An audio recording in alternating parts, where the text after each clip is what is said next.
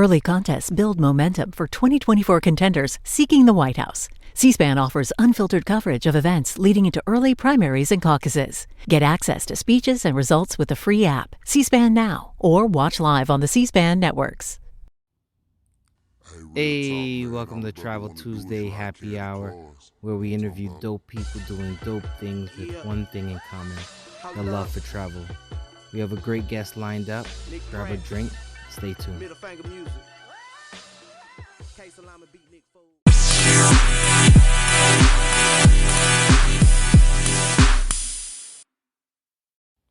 What's going on, travel fam? If you ever thought about starting a podcast, check out Anchor. Anchor is free. Anchor will provide you tools to record and edit your podcast from your phone or your computer. Anchor will also distribute your podcast to multiple streaming platforms like Spotify, Apple Podcasts, and many more. You can make money from your podcast with no minimum listenership.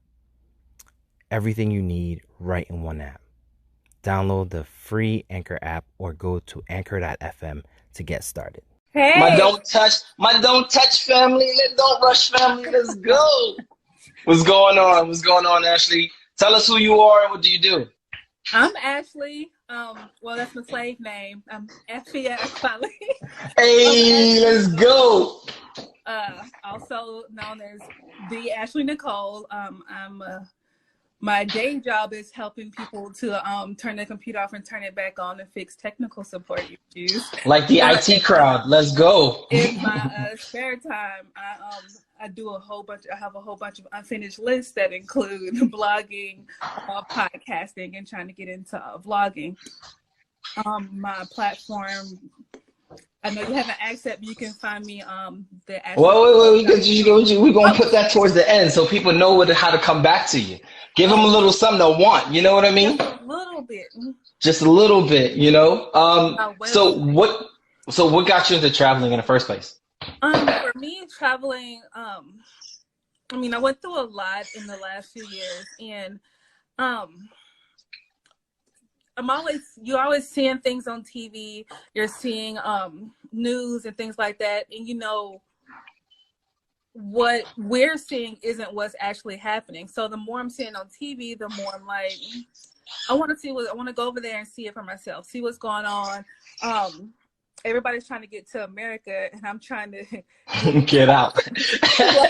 There's no way everybody's trying to get here. So, just took that leap and started traveling, and now I want to travel every day. So what drives you? Like now, so that was your initial curiosity, right? So you see a travel deal. What makes you be like, all right, I can push buttons from across the seas now.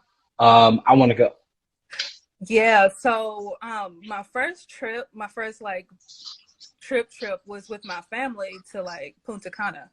And then I had been watching one of my friends. I had been watching this show on YouTube. It's a Ghanaian show called An African City. And like from the time I started watching it, it's kind of like Girlfriends, except for Ghanaians. And from the time I started watching, I was like, I need to go to Ghana. I want to go to Ghana so bad. And then when I found out about the trip, my friend Martine was like, go on this trip. And then I saw it and I was like, but I'm poor. But then it was sent out the payment schedule and all that, and everything checked out to me. I was comfortable. I didn't feel like any weirdness. I didn't think it was going to be like when my friend said, "You don't know these people. This is Firefest," and I was like, okay, well, don't come. I'll go without you. But yeah, so just getting the opportunity to go take those chances and just the excitement, like flying, seeing different cities, meeting new people. Half of my new friend list is on this That's what's up. So you're like me probably, where in IT you could probably work from anywhere, right? But also on the flip side, there's usually a concern about, letting people work from home because they won't be productive. How has the coronavirus, you think, changed that, and how has it changed your life, personal and travel? Well, the funny thing is with my company, like for the first 3 years, I was work from home and brought us back in because of productivity and more of a team environment. But since we've been home, just like before, I've been more productive, just like most of my coworkers. So I think that that's one of the things a lot of companies are going to start looking at, because they've been saying you're more productive in office, you get more work done, but it's been proven time and time again that we're more productive when we're working from home. We're better able to have a more stable work-life balance. So I'm interested to see how that's going to play out in these next few months as businesses return to normal. Okay, so how's it impacted life and travel? What you got in that cup over there? Because that could be water. The cup says it's coffee. I am drinking honey bourbon. Oh, okay, that's what I'm talking about. It's been a Go long ahead. day. I can imagine. Tech support. What was the last question you asked me? How's it impacted travel and life? Travel wise, I know that I was trying to like be up in the sky more this year after we got back home. But I think I had to move some plans around, make some changes.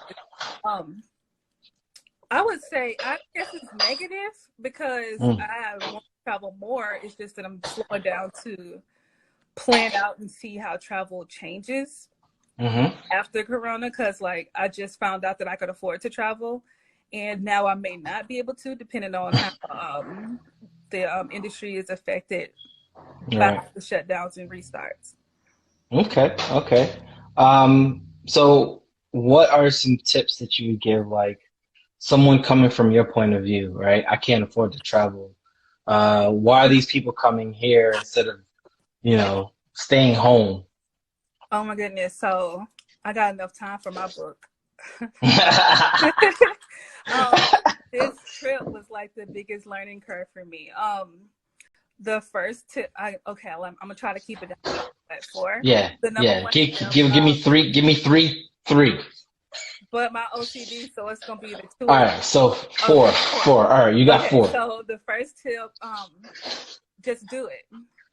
Set in your mind you're gonna do it. Find something that you're comfortable with. Number 2, check the weather. And even though weather and you're going to be so many different days, plan multiple options for those days. Because the thing was, I was checking in the chat and I saw y'all talking back and forth.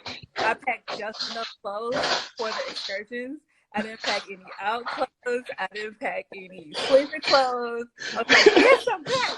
Did good. So just pay attention to the things that you're packing, where you're going to be going. I was freezing in Ethiopia. It was so cold heading back home. The fourth tip would be, I didn't know until y'all told me, if you have a layover that's over, I want to say 7 hours, the airport will put you up overnight, so you don't have to. 8 hours.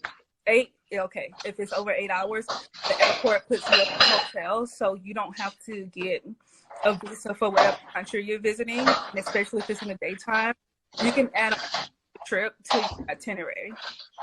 So that's the biggest, most important tip for people who are excited to travel, because you can get that whole extra little trip in for free.com because the airline is going to put you in this hotel, and my hotel was kind of, and so you get to experience that hotel, you get to experience that city, and then they'll bring you back.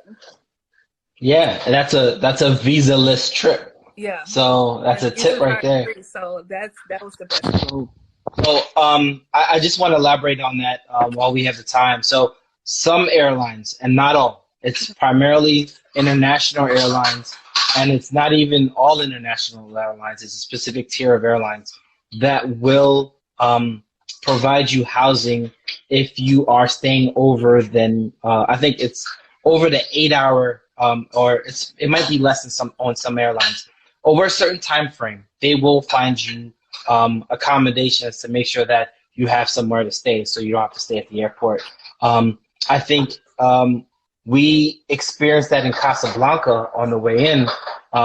They got us a shuttle to the airport, a shuttle back from the airport, and that's where that Casablanca video came from. We just, went all around Casablanca within about 12 hours, 12 to 16 hours. So that was kind of cool. So tell us what you got coming up and where can people find you? Because you mentioned this blog. I was supposed to be in some blog, but I ain't never see any of my pictures in any blog. Yeah. I use your pictures and I tag you in it. Okay, so it's on my list of things that I do when I remember it. So my upcoming project is we kind of touched on it on this call last month. I'm working on a project of getting your cheese back on your cracker, and I'm working on collecting a bunch of stories from everyday people like you within our demographic, how we're dealing with mental health, how we came to get to the point of dealing with our mental health and building up that health. Just sharing those stories, knowing that whatever you're going through, you're not alone. That there are other people going along. There's other people going through it along with you, as well as providing resources as far as tips and pointers for finding a therapist or psychiatrist, or just finding a community, someone to talk to, things of that nature. So that's what I'm working on right now. That's dope. And I want to elaborate on that. I think one of the biggest, during our conversation, one of the biggest things that we found was, you can't get a referral within our community from one another because everyone's embarrassed to kind of talk about having gone to a therapist. Right. And I think that's really deep because now we're in a therapy culture where some of us prior to the therapy culture kind of struggled in trying to figure out how do we identify the right therapist for us? How do we know that once we're in therapy that things are actually working out for us? And some of the people that we were talking to are kind of still going through the iteration of finding the right person. And so I think that project is super dope in the fact that you're giving people stories of how other people came about finding their therapist. I mean, I've been in therapy for about a couple years, about a little over 4 years now, and it's changed my life in a lot of different ways. It's actually made me strong enough to want to do something like this. So, a person like me who deals with different levels of anxiety, doing something like this is crazy. So, I'm very thankful for having to go through that. So that's definitely dope. So tell us where they can find this project once you finally put it up, because now there's going to be mad traffic coming your way looking for this project. So the quickest way for you to get to everything that I've ever done, forgotten or remembered, you can go to my Instagram at _Ashley Nichole with an H. And there's a link in my bio from Linktree. The first link in my Linktree is to Cheese on My Cracker Project. The next two links are Spotify and Apple Podcasts, where you can listen to my old podcast. My Do This and Don't Take It Down podcast. You can do it podcast. They're there. Don't judge me. And then the last link is Facebook. From that Facebook, you can it's not a group, it's just a page, but you can communicate with me. It has the links for the website as well. It has the links to contact me. It has the email. It has all of that. So go to my Instagram, click on the Linktree. See, it's that bourbon. Hey. Click on the Linktree and all of the links are there. So, are you still taking submissions for the putting the cheese back on your cracker, or you've already done with that? Okay, cool. Posted it this week, so it's open. There's no limit. If you have weeks of stories, please submit it.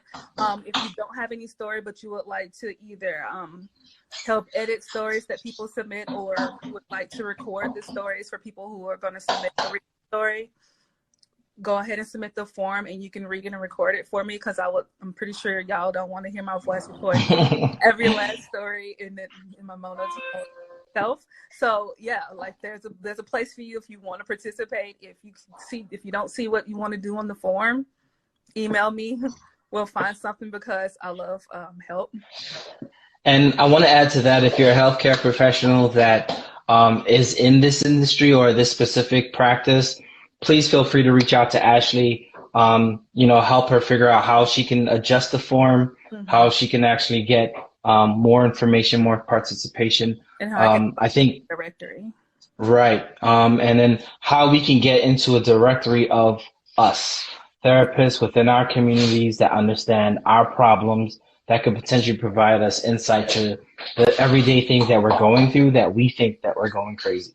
You know what I mean? So definitely appreciate you, Ashley, for joining.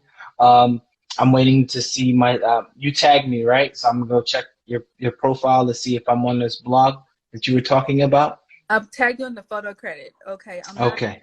the most. So we gonna check this out. We gonna check this out. But definitely appreciate you. Thank you very much, and stay safe and have a great day. All right. Thank you, y'all too. Another dope conversation. Keep traveling and stay safe. Until next time, peace.